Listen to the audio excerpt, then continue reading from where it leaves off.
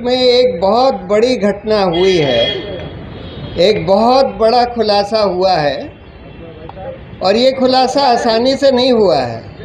ये बहुत जद्दोजहद के बाद, बहुत सारे सुप्रीम कोर्ट के ऑर्डर्स के बाद तब जाकर खुलासा हुआ है। आप लोग सब जानते हैं कि पहले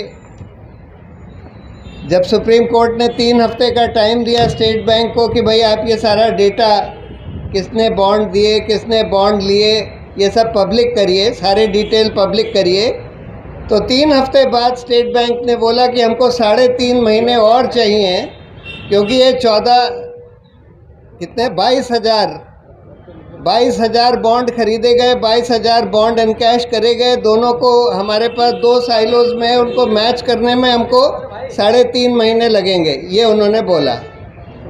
उसके बाद सुप्रीम कोर्ट ने बोला कि आपके पास जो है आप दे दीजिए, और उनको 1 दिन का टाइम दिया। 1 दिन में उन्होंने दे दिया। इलेक्शन कमीशन ने अपलोड कर दिया, सबको पता लग गया किस पार्टी को कितने बॉन्ड मिले, किस जने ने कितने बॉन्ड खरीदे, किस कंपनी ने खरीदे। लेकिन उसमें भी इन्होंने नंबर नहीं दिए, बॉन्ड नंबर नहीं दिए जिससे मैचिंग हो सके, जिसका कह रहे थे कि हमको 3.5 महीने लगेंगे मैच करने में। अरे भाई बॉन्ड तो दे देते, नंबर तो दे देते, नहीं दिए। उसके बाद जब सुप्रीम कोर्ट ने बोला कि अच्छा आप मैच मत करिए, दोनों तरफ नंबर दे दीजिए, तो इन्होंने कल जाकर नंबर दिए दोनों तरफ, और उसको 3 मिनट के अंदर कंप्यूटर से उसकी मैचिंग कर ली गई। बहुत सारे लोगों ने उसकी मैचिंग कर ली। 3 मिनट लगा सिर्फ, यानी कि स्टेट बैंक झूठ बोल रहा था। अब इसके बहुत सारे इन्फॉर्मेशन कई लोगों ने निकाली है कि भाई किसने किसको चंदा दिया। क्यों हम इस इलेक्टोरल बॉन्ड के मामले को आज स्वतंत्र भारत का सबसे बड़ा घोटाला कहते हैं। देखिए 2G का एक घोटाला हुआ, कोयले की खदानों का, कोलगेट का घोटाला हुआ। उसमें क्या था? उसमें ये था कि बिल्कुल आर्बिट्ररी तरीके से 2G के लाइसेंस दे दिए गए और कोयले की खदानें दे दी गई।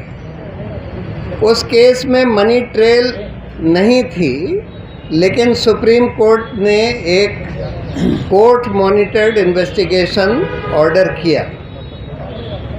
अब इलेक्टोरल बॉन्ड में क्या निकल कर आया है? देखिए हम लोगों ने थोड़ी अभी प्रिलिमिनरी क्विक एनालिसिस करी है, और क्योंकि आधा इलेक्टोरल बॉन्ड 50% भाजपा को मिला है, तो हमने भाजपा की थोड़ी ज़्यादा गहन एनालिसिस करी। अब मैं आपको बता दूं कि 4 तरीके से या 3 तरीके से घूस ली गई इलेक्टोरल बॉन्ड के ज़रिए। पहला, जिसको हम कहते हैं चंदा दो और धंधा लो, यानी कि प्रीपेड। पहले आपने चंदा दिया, फिर आपको कॉन्ट्रैक्ट मिला।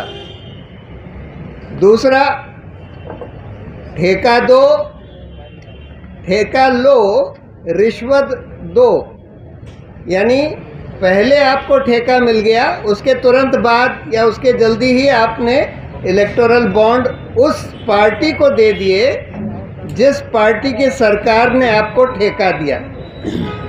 अब मैंने बोला भाजपा का हमने थोड़ा सा एनालिसिस किया। प्रिलिमिनरी एनालिसिस में ये बात निकल कर आती है कि चंदा दो, धंधा लो, ठेका दो, रिश्वत दो में 1751 करोड़ के बॉन्ड दिए गए उन कंपनियों को जिनको भाजपा की सरकारों ने ठेके दिए।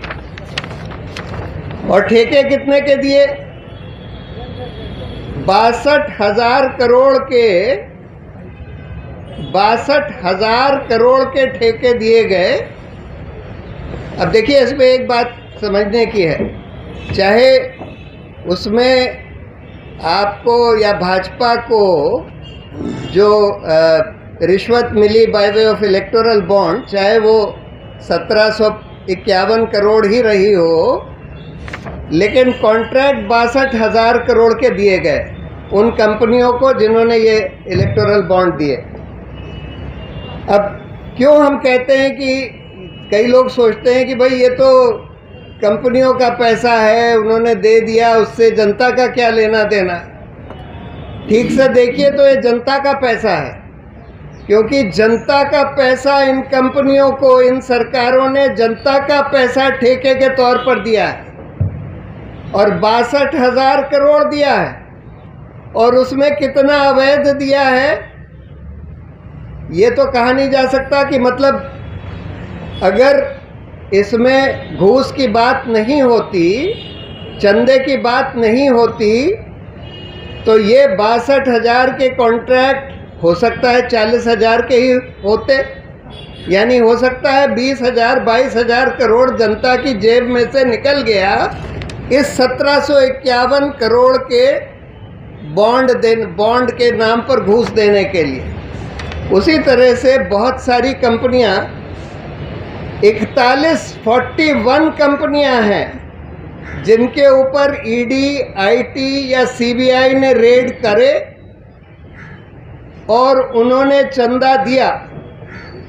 2,471 करोड़ का चंदा इन 41 ग्रुप्स ने दिया जिनके ऊपर सीबीआई, ईडी या इनकम टैक्स के रेड हुए। और ये चंदा देने के बाद उस रेड का क्या हुआ, कोई फॉलोअप किया गया कि नहीं किया गया, उनको छोड़ दिया गया। और अगर छोड़ दिया गया, जैसे कि नितिन ने बताया, वो जो फ्यूचर गेमिंग जिसने सबसे बड़ा चंदा दिया है, उनके बारे में तो सीएजी ने बता दिया था कि इन्होंने कई राज्यों को लूटा। अब उनके ऊपर ईडी ने 2023 में रेड करी, 2021 में, 2023 में इनकम टैक्स और ईडी की रेड होती है। और उन्होंने भाजपा को तुरंत 60 करोड़ का उस समय चंदा दे दिया। टोटल तो भाजपा को उन्होंने कई 100 करोड़ का चंदा दिया था। और उसके बाद अगर ये आप लोगों के छानबीन का काम है कि उसके बाद अगर ईडी और आईटी का एक्शन रुक गया, तो आप समझ लीजिए कि जनता का कितना नुकसान हुआ है। यानी कि हजारों करोड़ वो लूट रहे थे, उन्होंने उसके बाद कुछ 100 करोड़ का चंदा भाजपा को दे दिया और फिर ईडी, आईटी का एक्शन सब खत्म हो गया। तो यानी देश को, जनता को, पब्लिक एक्सचेकर को कितने हजार करोड़ का नुकसान हुआ उसके वजह से। मतलब ये वसूली का जो धंधा चल रहा था, इसमें पैसे तो 2,500 करोड़ मिले भाजपा को इलेक्टोरल बॉन्ड के जरिए, लेकिन इसमें कितने पैसे छोड़े गए जो जनता के पैसे थे, जो जनता के लिए वसूल होने चाहिए थे, उसका 5%, 2% लेकर बाकी पैसा छोड़ दिया गया। तो ये एक बहुत बड़ा सवाल है। देखिए, हम लोगों ने शुरू में जब बहस करी थी इस केस में, तो हम लोगों ने 3 ग्राउंड बोले थे। एक तो ये बोला था कि जनता के सूचना के अधिकार का ये हनन है, इस तरह के गुप्त बॉन्ड होना। दूसरा हमने बोला था कि ये करप्शन को, किकबैक्स को प्रमोट करेगा। और यही बात निकली, यही बात सुप्रीम कोर्ट ने अपने जजमेंट में बोली और अब खुलासा होने के बाद यही बात निकल कर आ रही है कि करीब करीब आधा या उससे ज़्यादा, आधे से ज़्यादा पैसा जो इलेक्टोरल बॉन्ड के ज़रिए मिला है वो घूस के तौर पर मिला है। घूस आप ले सकते हैं ईडी का डर दिखा के, आईटी, सीबीआई का डर दिखा के, या घूस आप ले सकते हैं कोई कॉन्ट्रैक्ट देकर, कोई पॉलिसी बदल कर, जैसे एक कंपनी के बारे में निकला था कि उनके फेवर में पॉलिसी बदल दी गई और उनसे इलेक्टोरल बॉन्ड ले लिए गए। तो ये तो देखिए, ये तो एक जांच का विषय है कि इस सब की जांच होनी चाहिए, क्योंकि ये इस आज़ाद भारत का सबसे बड़ा करप्शन स्कैम उजागर हुआ है और इसमें बिल्कुल एक इंडिपेंडेंट जांच होनी चाहिए। और जो भी लोग इन्वॉल्व थे इसमें, कई तरह के ऑर्गेनाइजेशंस इन्वॉल्व थे, वो कंपनियां इन्वॉल्व थी जिन्होंने ये इलेक्टोरल बॉन्ड दिए और जिनको ठेके मिले या जिनके ऊपर से ईडी का हाथ खींच लिया गया, ईडी, आईटी, सीबीआई का।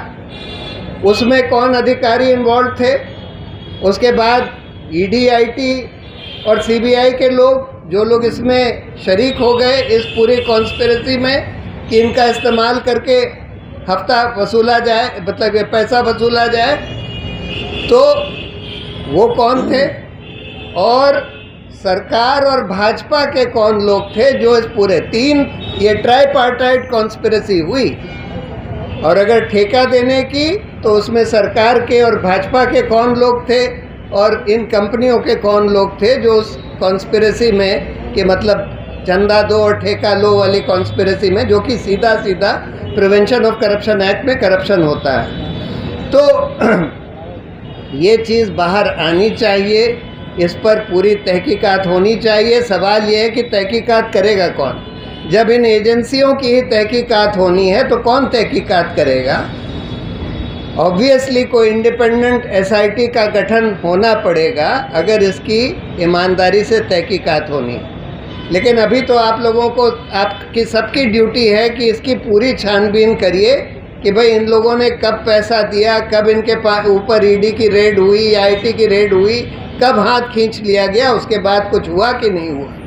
अभी तो हम यही बता सकते हैं कि भाई बहुत सारी ऐसी कंपनियां हैं जिनके ऊपर ईडी, आईटी का एक्शन हुआ, उन्होंने चंदा दे दिया, उसके बाद एग्जैक्टली क्या हुआ ये आप लोग पता लगा सकते हैं। तो लास्ट बात देखिए, सुप्रीम कोर्ट ने एक इंटरिम ऑर्डर दिया था 2019 में, और इसीलिए उन्होंने बोला है कि वो जो इंटरिम ऑर्डर की डेट थी 12 अप्रैल 2019, उसके बाद का ही डेटा उन्होंने ऑर्डर किया है देने के लिए। लेकिन उसके पहले के लिए सुप्रीम कोर्ट ने पार्टियों, इलेक्शन कमीशन को बोला था कि तुम पार्टी से पूछो कि उनको अभी तक जो बॉन्ड मिले हैं वो किसने दिए हैं, वो उनसे पूछो। इलेक्शन कमीशन ने पूछा, और बड़े अजीब बात है कि छोटी छोटी पार्टियों ने तो बता दिया कि हमको किसने दिए हैं इलेक्टोरल बॉन्ड, लेकिन जो बड़ी पार्टियां हैं, भाजपा, कांग्रेस, टीएमसी, इन लोगों ने नहीं बताया कि किसने दिए हैं। और एक पार्टी ने तो, जेडीयू ने तो ये कह दिया कि हमारे यहाँ कोई दरवाजे के नीचे छोड़ गया था। भाजपा वगैरह ने बोल दिया कि भाई हमको पता नहीं, हम कोई रिकॉर्ड नहीं रखते। अरे आप 8,000 करोड़ इलेक्टोरल बॉन्ड का चंदा ले लेते हैं और आप कहते हैं हम कोई रिकॉर्ड नहीं रखते, हमको नहीं पता कौन दे गया। कमाल की बात है। तो कायदे से इन पार्टियों को भी ये सारा पूरा डेटा कायदे से बाहर आना चाहिए, 2019 के पहले का भी। और जैसे मैंने बोला, ये तो दिखाता ही है कि भाई हमारा जो पूरा लोकतंत्र है उसमें पैसे का कितना खेल हो गया है। कि देखिए, इलेक्शन में हर कैंडिडेट के ऊपर एक लिमिट होती है, 75 लाख कितना आप खर्च कर सकते हैं। यानी अगर भाजपा 500 कैंडिडेट लगाती है, एक कोई पार्टी 500 कैंडिडेट लगाती है लोकसभा में, तो टोटल वो 400 करोड़ से कम खर्च कर सकते हैं। और यहाँ आपने देखा कि इलेक्टोरल बॉन्ड के ही ज़रिए सिर्फ 5-6 साल में सिर्फ एक पार्टी को, भाजपा को, 8,250 करोड़ सिर्फ इलेक्टोरल बॉन्ड से मिल जाते हैं। यानी कहाँ 400 करोड़, कहाँ 8,000 करोड़। अगर आपने कोई लिमिट लगाई है कैंडिडेट्स पर और कोई लिमिट नहीं लगाई है पॉलिटिकल पार्टीज़ के ऊपर, तो फिर कैंडिडेट्स के ऊपर लिमिट लगाने का कोई मतलब ही नहीं है, अगर वो पार्टियां उससे 20 गुना 30 गुना ज़्यादा खर्च कर सकती हैं। और जो वो कैश की बात कह रहे थे ना, कि भाई हम कैश ख़त्म करना चाहते थे पॉलिटिकल प्रोसेस से, इस वजह से हम इलेक्टोरल बॉन्ड लाए। वो कैश तो पूरी तरह से चल रहा है। अगर कैश ख़त्म करना था तो उसका बड़ा सिंपल तरीका था। जब आपने डिमोनेटाइजेशन किया तो आपने बोला कि भाई हम कैशलेस इकोनॉमी बनाना चाहते हैं, यानी कि हम चाहते हैं कि लोग सिर्फ बैंक के ट्रांजैक्शन से पैसे का ट्रांजैक्शन लेन देन करें। ऑर्डिनरी लोगों को तो आप नहीं बाध्य कर सकते कि भाई आप सिर्फ बैंक से ही लेन देन करिए, लेकिन पॉलिटिकल पार्टीज और कैंडिडेट्स को तो कर सकते थे।